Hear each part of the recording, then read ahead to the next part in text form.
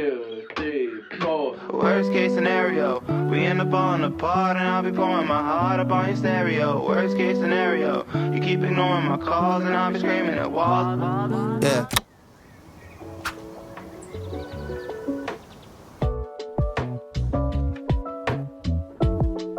In the spirit of trying new things, I took a pottery class. Now that's not something that I'll normally do. Probably because I had this stereotype that pottery is a calming activity with soft aesthetic for quiet people. And that's just not me. But when my friend sent me the social page of that studio, I was pretty stunned by those delicate pieces. Well, I've always loved making things, and what's pottery other than creating something using our hands? This could be my chance to manifest my creativity using the physical medium of clay. So I went.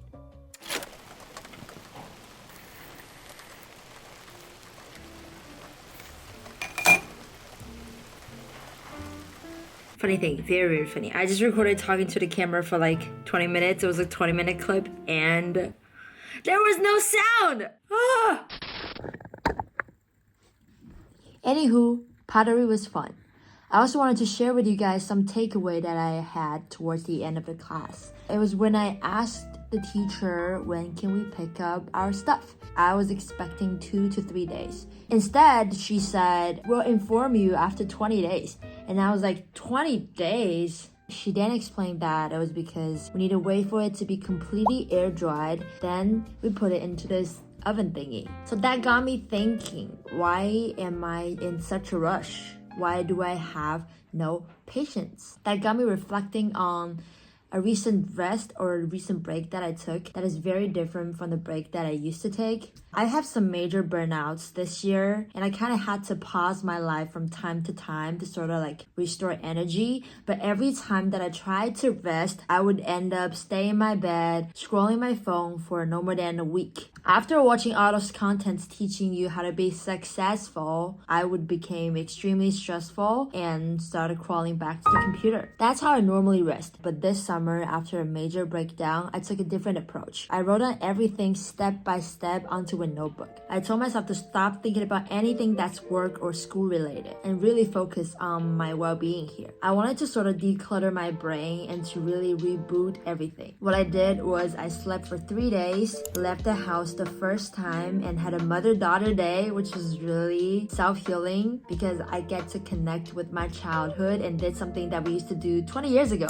Later, I picked up some book in the psychology field because I wanted to know more about what's going on with my mind, and then slowly made a transition to art and design books because those books are both interesting and easy to read, especially those of some of my favorite Japanese designers because I think what they wrote was not only about designing but also some kind of life philosophy behind it. After another week, I paced myself into a series of online course which features some lectures and some homeworks. It was a really efficient way to train my brain sharpness. After almost 20 days later, I transformed from someone who couldn't focus for 15 minutes to someone who can sit through a 3-hour lecture and listen actively. Besides that, I was also hitting the gym, eating more healthy, spending more time with my close friends and family, and started taking tennis lessons. I gotta say, I was pretty happy with the result. I lost 7 pounds, I finished 3 books and the course. But what I gained for myself after those 20 days are beyond quantifying. It was the first time that I stopped everything in my life and tried to rebuild everything. It was also the first time that I didn't go back to taking more tasks because I thought that I was ready, because I thought that if I don't start now, I wouldn't be able to catch up. It was the first time that I stopped trying to make myself look busy. I was pretty comfortable with myself, I didn't rush into anything, and I felt confident that I can face any challenge that come to me in the future. And that was it. I kind of think that it is somewhere similar to waiting for 20 days and get my pottery work. I'm definitely not a person who's very persistent in a way that I quit easily. Usually if I don't see any improvement after a few tries, I'll be worrying that it will never come. But after this 20 days, I realized that real change takes time, real change takes patience, and real change takes challenges.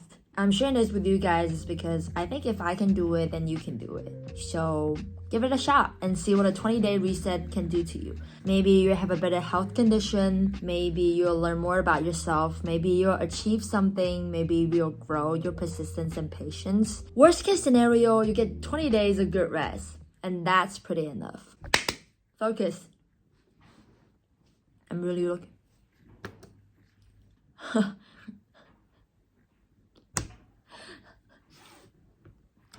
Be serious!